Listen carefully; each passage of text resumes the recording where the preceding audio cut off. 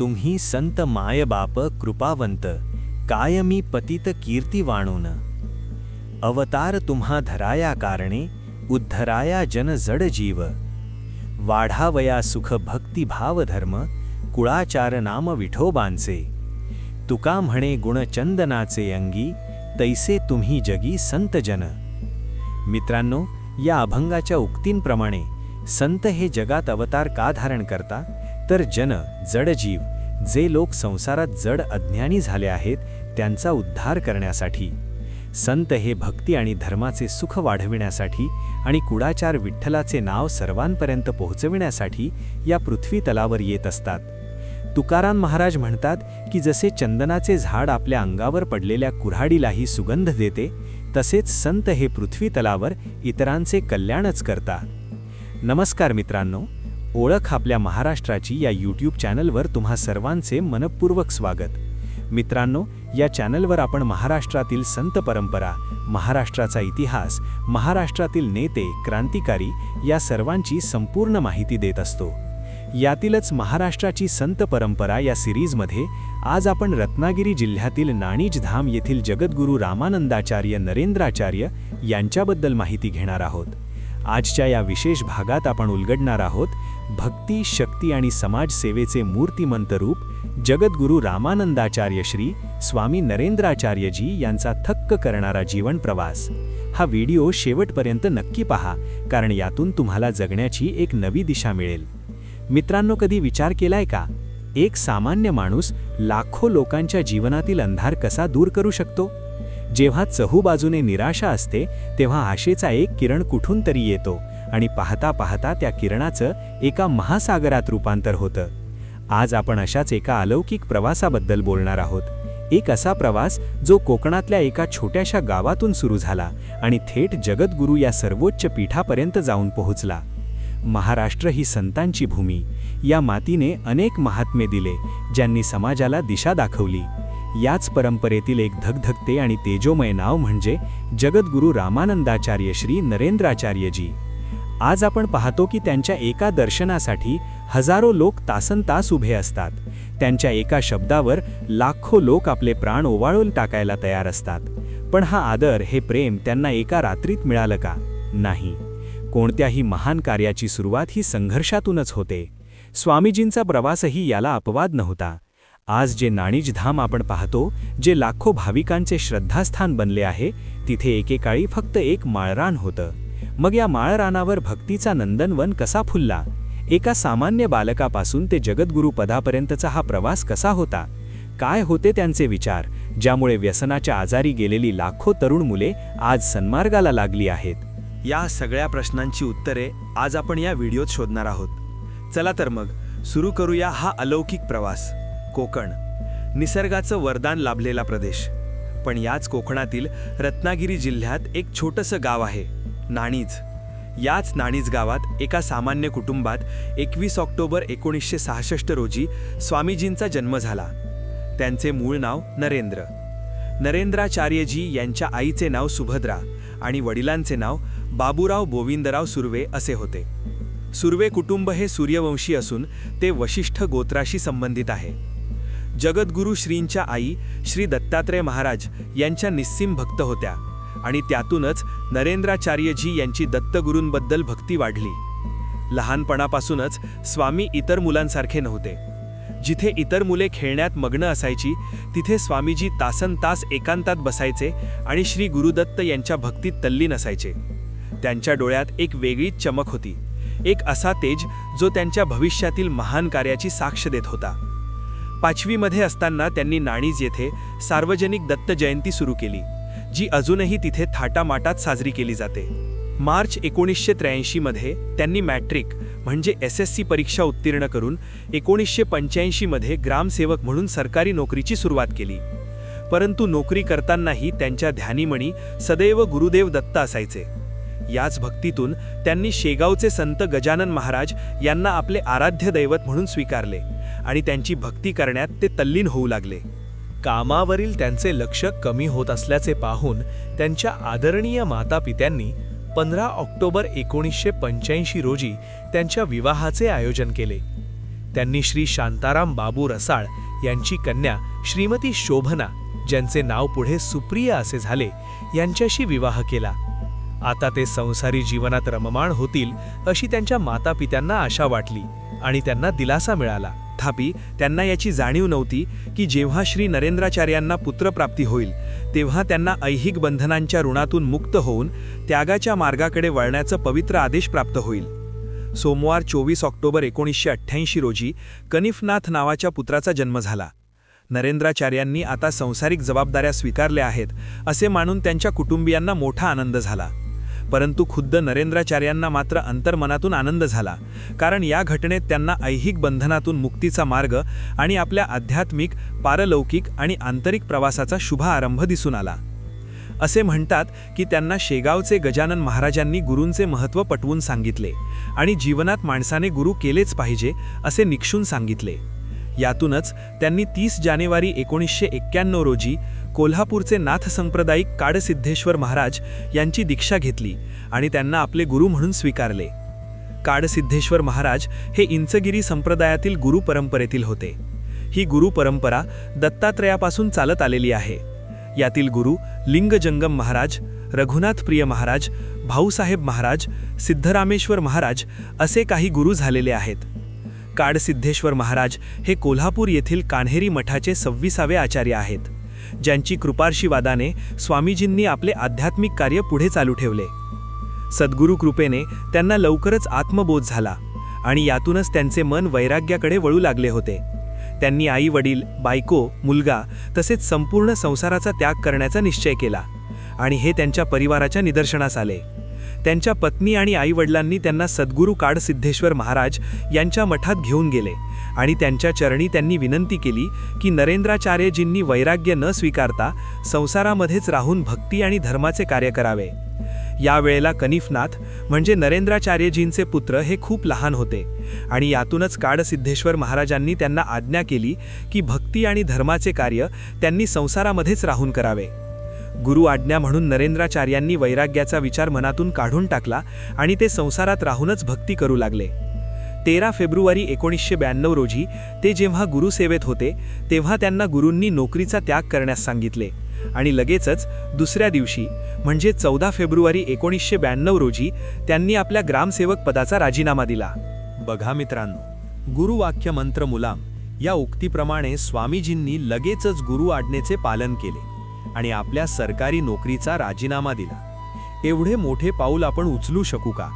हाच फरक असतो एका सामान्य व्यक्तीमध्ये आणि असामान्य व्यक्तीमध्ये. ते आपल्या गुरूंची आज्ञा हेच अंतिम शब्द मानतात. पुढे ते अध्यात्मात पूर्ण वेळ घालवू लागले.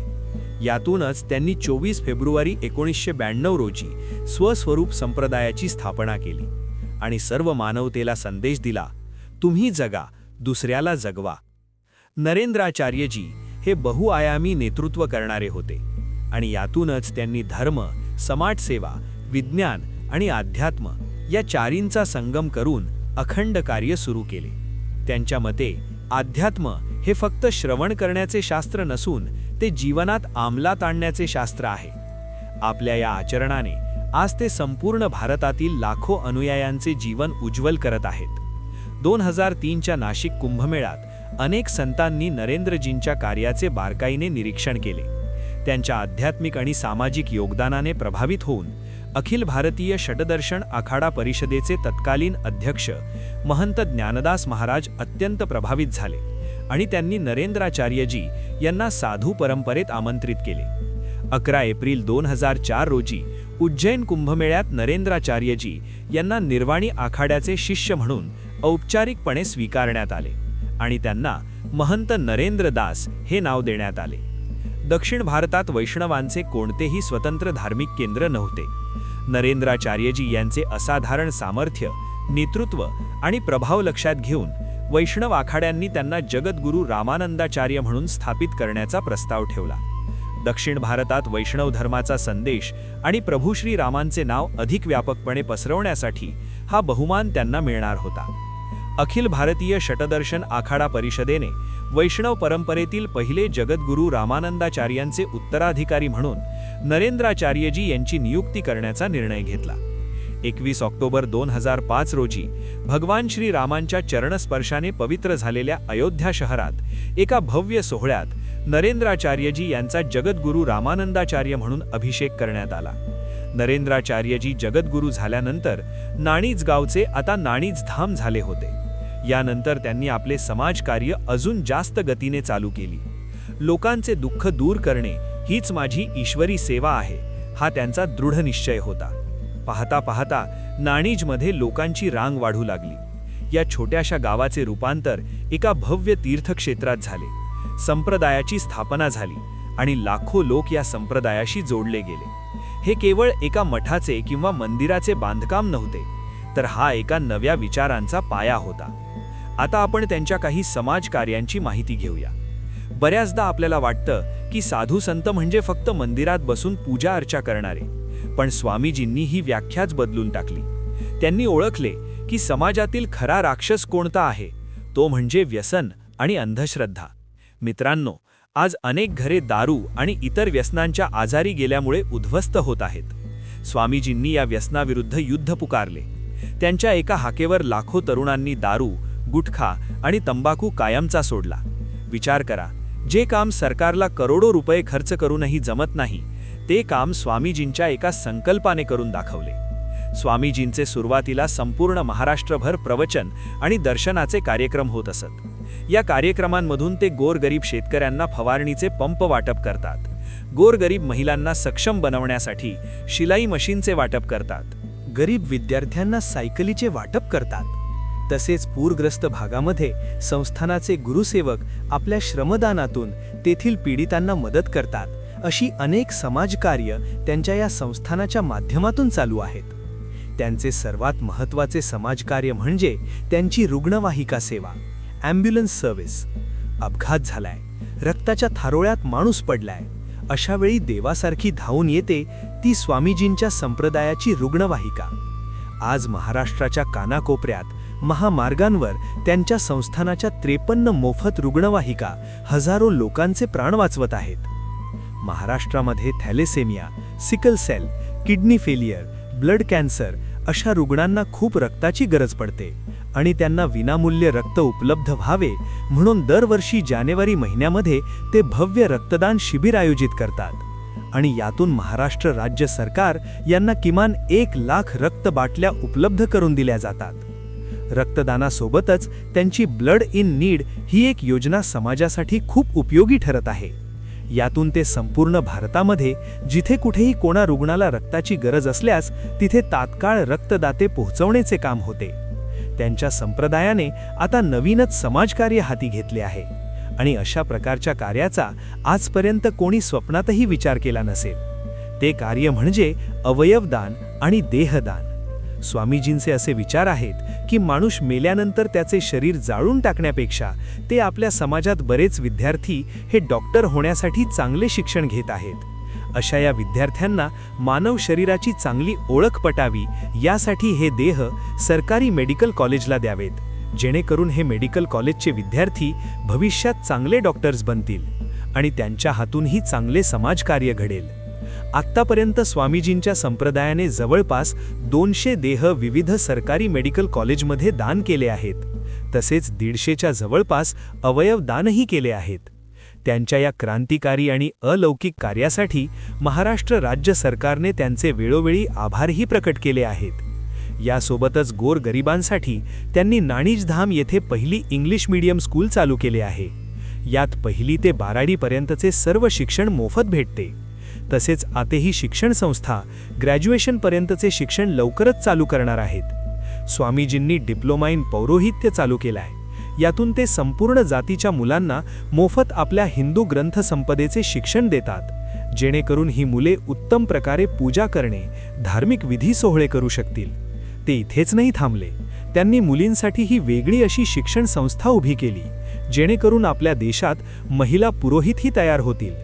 यातूनच आपल्याला दिसते की स्वामीजींचे विचार किती थोर आहेत. स्वामीजींनी शिवाजी महाराजांनंतर प्रथमच हिंदू धर्म पुनर्प्रवेश सोहळा चालू केला आणि यातून भटकलेले हिंदू धर्मीय जे इतर धर्मात गेले होते त्यांना परत आपल्या हिंदू धर्मात आणण्याचे काम केले. आत्तापर्यंत त्यांनी 1,50,000हून अधिक कुटुंबियांना हिंदू धर्मात विधिवत परत आणले आहे. याशिवाय वृक्षरोपण, कच्चे पाटबंधारे बांधकाम, प्राणी पक्ष्यांसाठी चाऱ्या पाण्याची सोय करणे असे अनेक समाजकार्य त्यांच्या या संस्थानाच्या मार्फत मोफत चालतात. वेळेअभावी आपण त्यांची मोजकीच कार्य इथे नमूद केली आहेत, पण अशा अनेक समाजकार्याचे ते जनक आहेत. त्यांनी अंधश्रद्धेवर कडाडून प्रहार केला. देवाला नारळ पेढे नकोत, तुमचे शुद्ध आचरण हवे आणि मनापासून केलेली फक्त 10 मिनिटांची भक्ती हवी असते, ही शिकवण त्यांनी दिली. खऱ्या अर्थाने त्यांनी अध्यात्माला समाजसेवेची जोड दिली. तुम्हाला प्रश्न पडला असेल, स्वामीजींचे नक्की तत्वज्ञान काय आहे? स्वामीजी नेहमी म्हणतात, तुम्ही जगा, दुसऱ्याला जगवा. त्यांचे तत्वज्ञान अतिशय सोपे आणि आचरणात आणण्यासारखे आहे. त्यांनी कधीही अवघड कर्मकांडे सांगितली नाहीत. कर्तव्य हेच दैवत आणि मानव सेवा हीच ईश्वर सेवा हा त्यांच्या विचारांचा गाभा आहे. ते आवर्जून सांगतात, स्वप्नातही कुणाचे वाईट चिंतू नका, तुमचे कधीच वाईट होणार नाही. त्यांच्या संप्रदायाची काही रोचक तथ्ये, इंटरेस्टिंग फॅक्ट्स जी तुम्हाला थक्क करतील. 1. त्यांच्या संप्रदायाची शिस्त ही मिलिटरीसारखी असते. लाखो लोक एकत्र येतात, पण कुठेही गोंधळ नसतो. कचऱ्याचा एक कागदही तुम्हाला खाली पडलेला दिसणार नाही. 2. नाणीजधाममध्ये चालणारा अन्नछत्र हा देशातील सर्वात मोठ्या अन्नछत्रांपैकी एक आहे, जिथे रोज हजारो भाविक मोफत प्रसाद ग्रहण करतात. 3.